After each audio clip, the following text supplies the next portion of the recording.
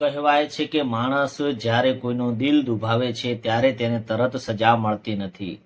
ક્યારેક સમય ચૂપ રહે છે, બધું જોઈને પણ ચૂપ રહે છે અને પછી એક દિવસ એવો આવે છે કે જ્યારે તેને એ જ સમયે આપણા કર્મોને અરીસો બતાવે છે. આ કહાની એવી જ એક છોકરીની હતી. રિયાના પિતાનું મૃત્યુ થાય અને પોતાની મમ્મીના ઘરે રહેવા આવી હતી. પરંતુ જે ઘરે તે પોતાનું ઘર સમજતી હતી એ જ ઘર તેને ધીમે ધીમે પરિવારના સભ્યો નોકરાણી બનાવી દેવામાં આવી. તેનું ભણતર છીનવાઈ ગયું અને તેના સપનાઓ છીનવાઈ ગયા. તેની માતા પણ તેને છોડી અને ચાલી ગઈ અને પછી એક અકસ્માત તેના ચહેરા પર એવા નિશાન છોડાવી દીધા કે તેને જોઈ અને પોતાનું પ્રતિબિંબ પણ અજાણ્યું લાગવા લાગ્યું. પણ કહાની અહીં પૂરી થતી નથી. કારણ કે વર્ષો પહેલા જેને રિયાએ બાળપણમાં પોતાનો સૌથી સારો મિત્ર હતો, તે એ જ વ્યક્તિ એક દિવસ તેના જીવનમાં પાછી ફરવાનો હતો. એ દિવસે આખા ઘરનો હચમચી ગયું હતું. મારું નામ મીરા છે. અને નામ મીરા હતું. એ મારા માતા પિતા એકમાત્ર દીકરી હતી. મારા પિતા શહેરમાં કાપડનો મોટો શોરૂમ ચલાવતા હતા અને તેમની દુકાન ખૂબ જ સારી ચાલતી હતી. તહેવારો અને લગ્નની સિઝનમાં તો દુકાનમાં પગ મૂકવાની પણ જગ્યા રહેતી નહોતી. પરંતુ પોતાની સૌથી મોટી ખાસિયત હતી પૈસા હતા અને તેની ઈમાનદારી એ હતી કે ઘણીવાર મને કહેતા કે મીરા, વેપારમાં નફો ઓછો થાય તો ચાલે, પણ માણસનો વિશ્વાસ ન ગુમાવો. મારી મા પણ ઘરને સારી રીતે સંભાળતી હતી. મારા માટે તેની બંને દુનિયામાં સૌથી સારા માતા પિતા હતા. હું કોલેજમાં ભણતી હતી અને મારા પિતાની એક નાની દુનિયા હતી. મારા મિત્રો હતા, મારા સપના હતા અને મને લાગતું હતું કે જીવનમાં હંમેશા આવું જ રહેશે. પણ એક દિવસ સાંજે દરવાજા પર થયેલી એક ટકોર ઘરમાંથી આખી દિશા બદલી નાખી. દરવાજા પર ઊભેલી ફોઈને દિવસે મારા પિતા દુકાને થોડા વહેલા ઘરે આવ્યા હતા. તારે દરવાજા પર કોઈએ જોરથી બેલ વગાડી અને પિતાએ દરવાજો ખોલ્યો. સામે તેમની નાની બહેન ઊભી હતી. તેમની આંખોમાંથી આંસુ વહેતા હતા અને તેમની પાછળ લગભગ 10-11 વર્ષની એક છોકરી ઊભી હતી. એ હતી રિયા. પિતાએ ગભરાઈને કહ્યું, બહેન શું થયું? ફોઈએ કામતા અવાજે કહ્યું, ભાઈ, મારા પતિની તબિયત ખૂબ ખરાબ છે. ડોક્ટરે કહ્યું છે કે તરત જ હોસ્પિટલમાં લઈ જવા પડશે. પિતાએ એક ક્ષણ વિચાર કર્યો નહીં ને તેણે ગાડીની ચાવી લગાવી. ચાલો પહેલા હોસ્પિટલ જઈએ. અને તે રાત્રે અમે બધા હોસ્પિટલ પહોંચ્યા. રિયાના પિતાની હાલત ખરાબ, ગંભીર હતી અને ડોક્ટર પોતાની તરફથી સંપૂર્ણ પ્રયત્ન કરી રહ્યા હતા. પરંતુ થોડા સમય પછી ડોક્ટરે બહાર આવ્યા અને તેમના ચહેરા પર બધું જ સમજાઈ ગયું અને ખૂબ જ અફસોસ છે કે હવે તેમને બચાવી શકાયા નહીં. કોઈ જમીન પર બેસી ગયા અને રિયા પોતાની માતાને જોઈ રહી હતી અને તે કદાચ મૃત્યુનો સંપૂર્ણ અર્થ પણ સમજતી નહોતી. તે રાત્રે એક પરિવારનો આધાર તૂટી ગયો. હવે આજ તમારું ઘર ને અંતિમ વિધિ હતી. પિતાએ એક નિર્ણય લીધો. તેણે ફોઈ અને રિયાને કહ્યું, હવે તમે બંને મારી સાથે રહો. ફોઈએ કહ્યું, ભાઈ, હું તમારે ભાર બનવા માંગતી નથી. પિતાએ તરત જ જવાબ આપ્યો, બહેન ક્યારેય ભાર હોતી નથી. આ શબ્દો સાંભળી મારી આંખોમાંથી પણ આંસુ આવી ગયા હતા. પહેલી વાર અમારા ઘરમાં આવી અને શરૂઆતના દિવસોમાં બધું સારું ચાલી રહ્યું હતું. તેની સાથે પ્રેમથી વાતો કરતી, તેને નવા કપડાં આપ્યા. રિયા મને દીદી કહી અને બોલાવતી અને અમે બંને સાથે બેસતા અને ભણતા અને ખૂબ જ હોશિયાર હતી. એક દિવસ તેણે મને કહ્યું કે મીરા દીદી, હું મોટી થઈ અને ડૉક્ટર બનવા માંગુ છું. મેં હસીને કહ્યું કે ડૉક્ટર કેમ? તો બોલી, મારા પપ્પાની સારવાર પૈસાને અભાવે સારી રીતે થઈ નહોતી અને હું ઈચ્છું છું કે એવું ન થાય. તેની આંખોમાં એ સમયે જે સપનું હતું એ આજે પણ ભૂલી શકતી નથી. અને એ સપનું એનું બહુ લાંબુ ચાલવાનું નહોતું. ધીમે ધીમે બધું બદલાઈને સમય પસાર થવા લાગ્યો. ઘરમાં ખર્ચ વધવા લાગ્યો અને મારી માને વિચારણી પણ બદલાવા લાગી હતી. એક દિવસ તેણે રિયાને કહ્યું, ઘરમાં ખાલી ભણ્યા કરવાથી કામ નહીં ચાલે. ઘરમાં ઘણા બધા કામો મદદ કર. રિયાએ તરત જ જી મામી. થોડા સમય પછી કામ વધતું ગયું અને પછી એક દિવસ મમ્મીએ કહ્યું કે હવે સ્કૂલ છોડાવવાની જરૂર છે. રિયા ચોંકી ગઈ, પણ મામી, મારી પરીક્ષા આવવાની છે. પરીક્ષા પછી હું કરાવશું? આખરે ઘરમાં જ રહેવાનું છે.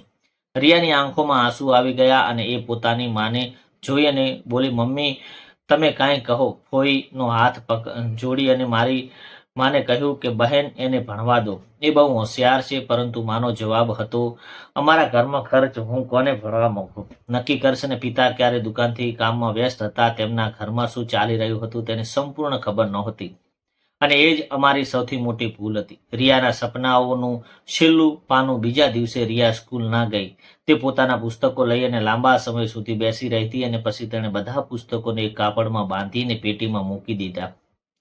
મેં તેને પૂછ્યું કે તું ફરી ભણશે? તો તેણે મને કહ્યું કે સ્મિત, કદાચ કેટલું દુઃખ હશે ને ત્યારે મને સમજાયું નહોતું કે તે દિવસે રિયાના ઘરમાં કામમાં લગાવી ગઈ. સવાર વહેલા ઉઠી રસોઈમાં મદદ કરતી, વાસણ ધોતી અને ઘર સાફ કરતી અને રાત્રે બધું પૂરું કરી અને સૌથી છેલ્લે સૂતી. તે ક્યારેય ફરિયાદ નહોતી કરી. ફરી એકવાર તેને આઘાત. કેટલાક વર્ષોથી તેને ફોઈની તબિયત ખરાબ થવા લાગી. રિયા પોતાની માની સેવા કરતી, ડોક્ટર પાસે ગઈ અને જતી વખતે દવાઓ લાવતી, પરંતુ બીમારી વધતી ગઈ અને એક દિવસ ફોઈએ રિયાને હાથ પકડીને કહ્યું, બેટા, તું મારી ચિંતા ન કર, તું તારા માટે જીવજે. અને રિયા રડતા બોલી, મમ્મી, તમે મને છોડીને નહીં જાઓ. પરંતુ થોડા સમય પછી ફોઈ પણ દુનિયા છોડીને ચાલી ગઈ. હવે રિયા પાસે ખરેખર નહોતું. તે મારે ઘરમાં એકલી રહેતી હતી અને તેના દિવસની ઘરમાં તેનું સ્થાન હતું અને નીચું થઈ ગયું હતું. તું આ ઘરમાં કામ કરે છે અને હવે તેને રિયાને આખા ઘરનું કામ સંભાળતી હતી. હું કોલેજમાં જતી, મારા માટે સારા કપડાં આવતા, હું મિત્રો સાથે બહાર જતી અને રિયા તેને રસોડામાં રહેતી. એક દિવસ મારી એક મિત્રએ મારા ઘરે આવી. તેણે રિયાને જોઈને, મીરા, આ કોણ છે? મેં સહેજ પણ વિચાર કર્યા વગર કહ્યું, એ મારા ઘરમાં કામ કરે છે. રિયા ત્યાં જ ઊભી રહી અને તેણે મારી વાત સાંભળીને તેની એક આંખોમાં ક્ષણ માટે તેને આંખો સાથે મળી અને તેણે નજર નીચે કરી અને બોલી નહોતી, પણ આજ મને કંઈ લાગે છે કે દિવસ તેની સામે નહીં, મારા પોતાના અંતરાત્મા સામે હારવાનું શરૂ કર્યું હતું.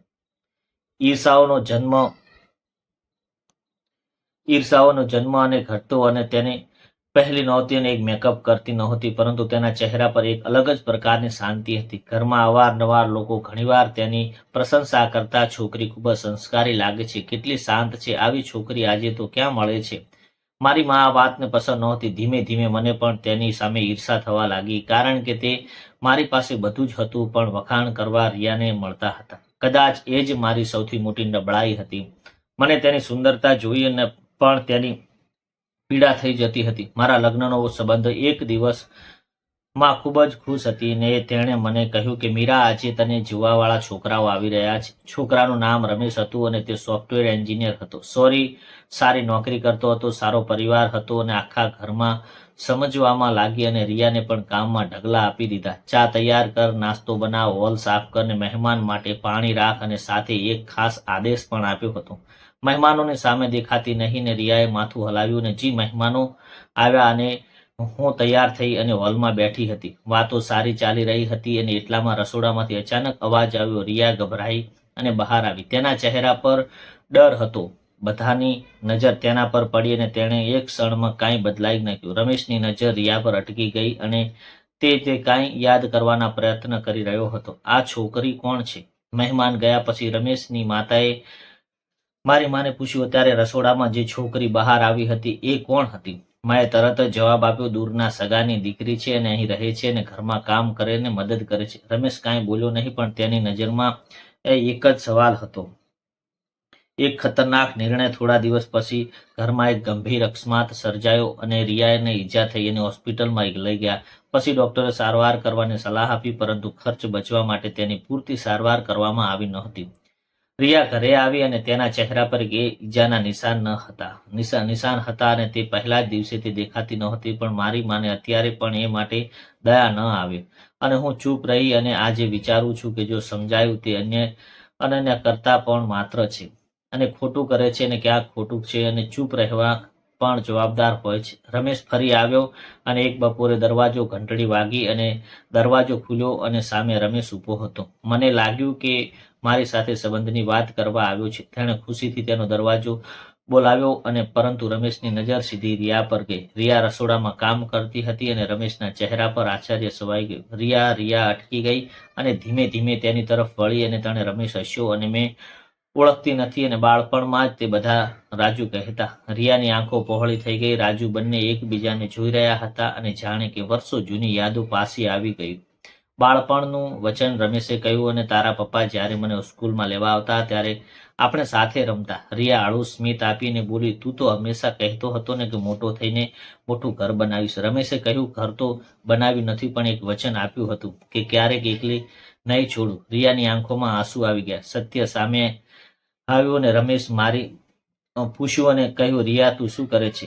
માએ કહ્યું કે ઘરમાં કામમાં મદદ કરે છે. રમેશે રિયાને તરફ જોયું અને મદદ કરે છે, કામ કરે છે. માં ગુસ્સે થઈ અને તમને શું લેવા દેવા છે? રમેશ શાંતિથી કહ્યું, ઘણા લેવા દેવા છે. પછી રિયાએ પહેલીવાર બધું કહી નાખ્યું. પિતાના મૃત્યુ ને માતાના મૃત્યુ, સ્કૂલ છોડાવીને વર્ષો સુધીની કામમાં અપમાન અને અકસ્માતમાં હોલના સન્નાટા છવાઈ ગયો. રમેશની આંખોમાં આંસુ આવી ગયા. રિયાની પાસે ગયો અને તું મારી સાથે ચાલ. રિયા ડરી ગઈ, પણ હું ક્યાં જઈશ? મારા ઘરે લોકો શું કહેશે? લોકો આખી જિંદગી કાંઈ નહીં કરતા રહેશે. હવે તું તારી જિંદગી જીવ. રિયાનો નિર્ણયની પાછળ વળી અને ઘર જોયું, અને આ ઘર સાથે તેણે વળીને યાદો જોડાયેલી હતી. કેટલીક સારી પરંતુ મોટા ભાગની પીડાદાયક. તેની આંખોમાં આંસુ વહેતા હતા. તેણે ધીમેથી રમેશનો હાથ પકડી લીધો અને બંને ઘરે બહાર નીકળી ગયા. મારી માં તેમને જોતી રહી હતી, પરંતુ પણ ચૂપ હતી. અમારી પાસે કહેવા માટે ઘણું બધું હતું, પણ કોઈ શબ્દ બહાર આવતો ન હતો. રિયાની નવી શરૂઆત. થોડા સમય પછી ખબર પડી કે રિયા અને રમેશે લગ્ન કરી લીધા છે. રિયાને એવું ઘર મળ્યું હતું કે તેણે કોઈને નોકરાણી નહીં, તેના સાસુ સસરા તેને દીકરીની જેમ સ્વીકારી. રમેશે તેને ફરી ભણવા માટે પ્રોત્સાહિત કરીને ધીમે ધીમે રિયાનું પોતાનું અધૂરું સપનું ભણતરનું પૂર્ણ કરવાનું શરૂ કર્યું. ડૉક્ટર બનીશ નહીં, પરંતુ તેણે બીમાર અને જરૂરિયાતમંદ લોકોની સેવા કરવામાં એક સંસ્થામાં કામ કરવાનું શરૂ કર્યું. એક દિવસ એક ગરીબ બાળકને સારવાર માટે પોતાના હાથની મદદ કરી અને બાળકની માતાને રિયાનો હાથ પકડીને કહ્યું, બહેન તમે આજે જ મારા બાળકને જે બચાવ્યું. તે રિયાની આંખોમાં આંસુ આવી ગયા. તેણે પોતાના પિતાને યાદ આવી અને કદાચ તેનું બાળપણ સપનું બીજા સ્વરૂપે પૂરું થઈ રહ્યું હતું. અને અહીંથી મારી જિંદગી બદલાઈ અને તરફ મારી માં મારા લગ્ન માટે ઉતાવળ કરી રહી હતી. એક સંબંધ નક્કી થયો અને ઘરમાં તૈયારીઓ શરૂ થઈ ગઈ અને લાગતું હતું કે હવે મારી જિંદગી પણ સુખી થઈ જશે. પરંતુ લગ્નને પહેલી જ વારમાં તે ગંભીર અકસ્માત થયો અને હોસ્પિટલમાં દાખલ કરવામાં આવી અને મારો જીવ બચી ગયો. પરંતુ મારા ચહેરા પર કાયમની નિશાની રહી ગઈ. હું જ્યારે પહેલીવાર અરીસામાં પોતાને જોઈ ત્યારે મને રિયા યાદ આવતી હતી. તે દિવસે હું લાંબા સમય સુધી રડતી રહી અને મને પહેલીવાર સમજાયું કે કોઈ વ્યક્તિના ચહેરા પરના નિશાન તેના જીવનની કિંમત નક્કી નથી કરતા. માનો પસ્તાવો. માં મારી બાજુમાં બેઠી હતી. તેની આંખોમાં આંસુ હતા. તેણે ધીમેથી કહ્યું, મીરા, આપણે રિયા સાથે જે ખોટું કર્યું છે. અને હું ચૂપ રહી. થોડીવાર પછી માં બોલી, મને એની પાસે માફી માંગવી જોઈએ હતી. મારી આંખોમાંથી આંસુ વહેવા લાગ્યા. મને યાદ આવ્યું કે રિયા જ્યારે પુસ્તકો લઈને બેઠી હતી, અને રિયા જ્યારે પોતાની માને સેવા કરતી હતી, અને રિયા જ્યારે ઘરમાં ચૂપચાપ કામ કરતી હતી, અને એ દિવસ જ્યારે તેને મારી મિત્ર સામે નોકરાણી કહી હતી. મને સમજાયું કે દિવસે મેં માત્ર રિયાને નહીં, મારા પોતાના સંસ્કારને અપમાનિત કર્યા હતા. એક મુલાકાતમાં ઘણા મહિનાઓ પછી અમે રિયાને મળવાનું લાગતું હતું. કદાચ એ અમને જોઈને ગુસ્સો થશે, પરંતુ તેણે દરવાજો ખોલ્યો અને અમને જોઈને થોડી ક્ષણ ચૂપ રહીને પછી કહ્યું, અંદર આવો. મારી માં રડતા બોલી, રિયા, અમને માફ કરી દે. રિયા થોડા સમય સુધી ચૂપ રહી અને બોલી, જે થયું એ થઈ ગયું અને ભૂલી શકતી નહીં, પરંતુ હું એ દુઃખને આખી જિંદગી સાથે પણ રાખવા માંગતી નથી. મારી માં રડી પડી અને રિયાને પોતાને પાણી આપ્યું, અને તે દિવસે અમે સમજાયું કે માફીનો અર્થ ભૂતકાળને સાચો માનવાનો નથી. માફીનો અર્થ એ છે કે પોતાના ભૂતકાળને કેદમાંથી મુક્ત કરવાનો છે. આ કહાનીમાં સૌથી મોટી સજા કોને મળી? રિયાને, કે રિયાના દુઃખને સહન કર્યું અને અંતે પોતાનું જીવન બનાવી લીધું હતું? અને સૌથી મોટી સજા તેને મળી કે તેણે પોતાના દિલની માનવતા કાઢી નાખી હતી. આપણે કોઈ પણ તેની ગરીબી સામે નાનું ન સમજવું જોઈએ, કે કોઈના કપડાં જોઈ તેની કિંમત નક્કી ન કરવી જોઈએ. કોઈના ચહેરા પરના નિશાને જોઈને તેને ઓછું ન સમજવું જોઈએ, કારણ કે ચહેરો સમય સાથે બદલાઈ શકે છે, પરિસ્થિતિ બદલાઈ શકે છે, પૈસા આવી શકે છે અને જઈ શકે છે, પરંતુ માણસ એકબીજાને આપેલું વર્તન તેની સાચી ઓળખ બની રહે છે. રિયા માટે શરૂઆતમાં કાંઈ નહોતું, પણ તેને પાસે માનવતા અને તેને અંતે તેને સૌથી મોટી સંપત્તિ હતી. યાદ રાખજો કે કોઈના આંસુનું કારણ ન બનતા પહેલા એકવાર વિચારજો, કારણ કે સમયને જવાબ આપવામાં ભલે વર્ષો લાગે, પરંતુ સમય ક્યારેય જવાબ આપવાનું ભૂલતો નથી. જો તમને આ કહાની ગમી હોય તો વિડીયો લાઈક કરો, તમારા મિત્રો અને પરિવાર સાથે શેર કરો, અને આવી જ હૃદયસ્પર્શી અને જીવનનો પાઠ શીખવતી વાર્તાઓ માટે અમારી ચેનલને સબસ્ક્રાઇબ કરો. ફરી મળીશું એક નવી કહાની સાથે. આભાર.